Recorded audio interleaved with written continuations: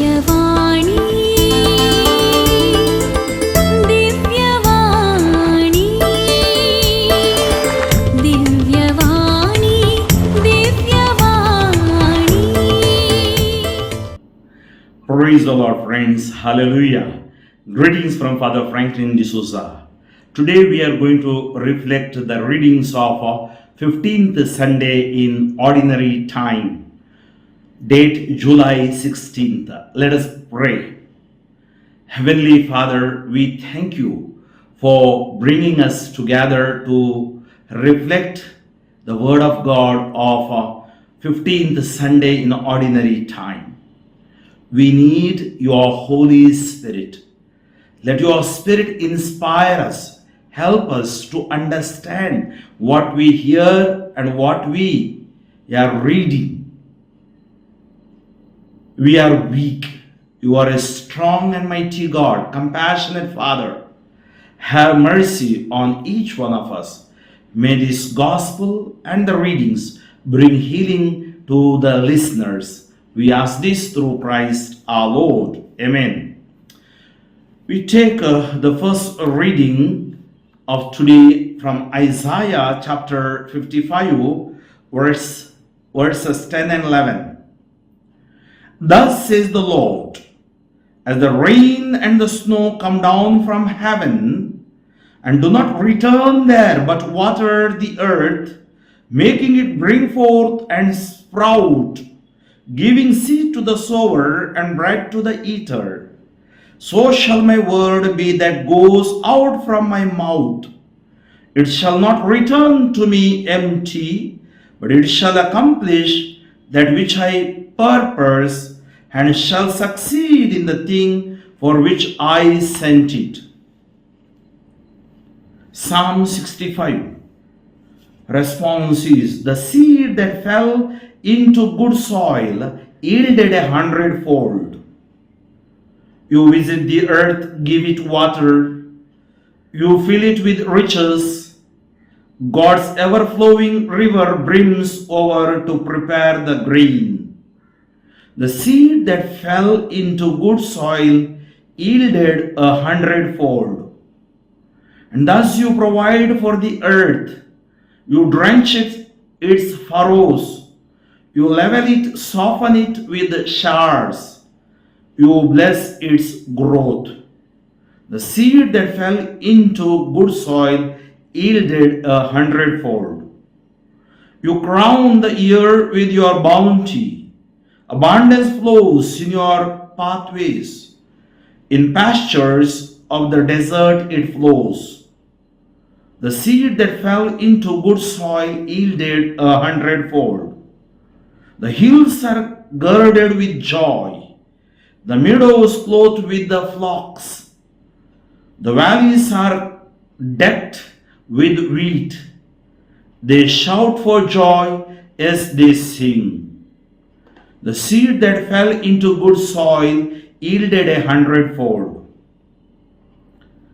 A reading from the letter to the Romans, chapter 8, verses 18 to 23. Brethren, I consider that the sufferings of this present time are not worth comparing with the glory that is to be revealed to us. For the creation waits with eager longing for the revealing of the sons of God. For the creation was subjected to futility, not willingly, but because of him who subjected it, in hope that the creation itself will be set free from its bondage to corruption and obtain the freedom of the glory of the children of God.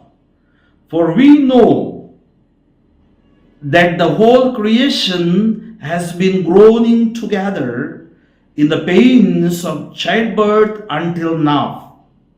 And not only the creation, but we ourselves who have the first fruits of the Spirit groan inwardly as we wait eagerly for adoption as sons, the redemption of our bodies. Acclamation. Alleluia, Alleluia. The seed is the word of God, and Christ is the sower. All who come to him will have life forever. Alleluia. Gospel according to Matthew chapter 13 verses 1 to 23. That same day, Jesus went out to the house and sat beside the lake, and great crowds gathered about him, so that he got into a boat and sat down, and the whole crowd stood on the beach. And he told them many things in parables, saying, A sower went out to sow, and as he sowed, some seeds fell along the path, and the birds came and devoured them. Other seeds fell on rocky ground, where they did not have much soil, and immediately they sprang up, since they had no depth of soil. But then the sun rose, they were scorched, and since they had no root, they withered away. Other seeds fell among thorns, and the thorns grew up and choked them. Other seeds fell on good soil and produced grain, some 100-fold, some 60, some 30. He who has ears, let him hear. Then the disciples came and said to him, Why do you speak to them in parables? And he answered them, To you it has been given to know the secrets of the kingdom of heaven, but to them it has not been given. For to the one who has more will be given, and he will have an abundance. But from the one who has not, even what he has will be taken away. This is why I speak to them in parables, because seeing they do not see, and hearing they do not hear, nor do they understand. Indeed, in their case, the prophecy of Isaiah is fulfilled that says, You will indeed hear, but never understand. And you will indeed see, but never perceive. For these people's heart has grown dull, and with their ears they can barely hear, and their eyes they have closed, lest they should see with their eyes, and hear with their ears, and understand with their heart, and turn, and I would heal them. But blessed are your eyes, for they see, and your ears, for they hear.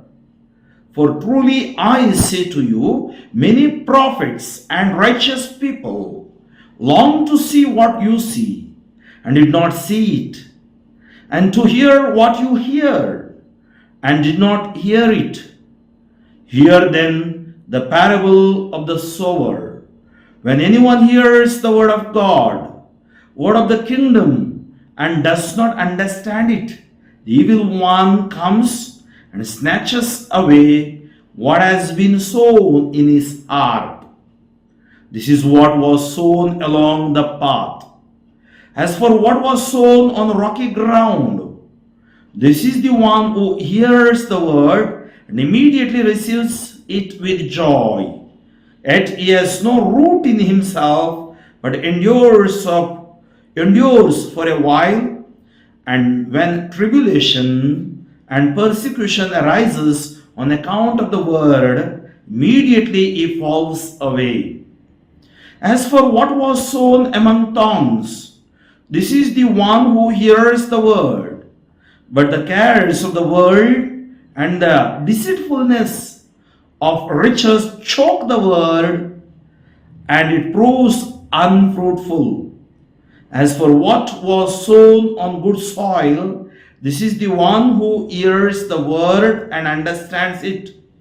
He indeed bears fruit and yields in one case 100-fold, in another 60, and in another 30.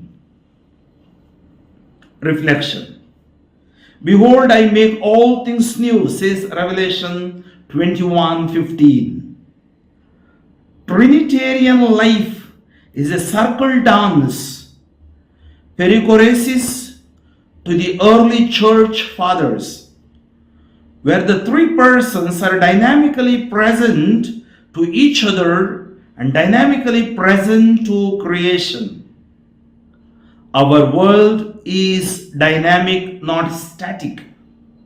There is change, growth, newness. Our readings today speak of this newness in different ways. Just as does the rain, the word from God's mouth brings change and bears fruit. This is the theme of our first reading. Paul, in the second reading, tells the Christians in Rome and now us that we, together with all creation, are waiting with eager longing for the transformation and newness that have been part of God's plan from the beginning. Paul's vision of where our world is headed is truly inspiring. Our gospel reading today is the parable of the sower, describing the different ways in which people hear or do not hear God's word. We can get caught up in Paul's or God's vision. They are the same, all the more fruitfully if we open our minds and hearts to the word that God sows in them. It will help in our eco-conscience era if we realize that creation is not our servant nor our slave. It shares our planet and we are responsible for it. Let us help God create a new heaven and new earth. Heavenly Father, we thank you for revealing us the power of the Word of God through these passages. Word of God is the sword of the Spirit. I have read the Word of God, proclaimed the Word of God. All my listeners, Lord, bless them, wherever they may be. As they are in need of your healing touch, Lord, fill them with your power of anointing, power of healing and power of deliverance. I bind blocks, bondages, curses and disturbances to vanish from them. All those who are in need of your special blessing today, let them receive right now the blessing in Jesus' name. Maybe you want success in your life, success in your career, success in your studies, success in your finances, success in the health. May God grant them. In Jesus' name, I pray and bless you. The Father and the Son and the Holy Spirit. Amen. Father Franklin D'Souza, Diocese of Shimoga. Pray for me, friends, and forward these messages to your friends too. Divyavani.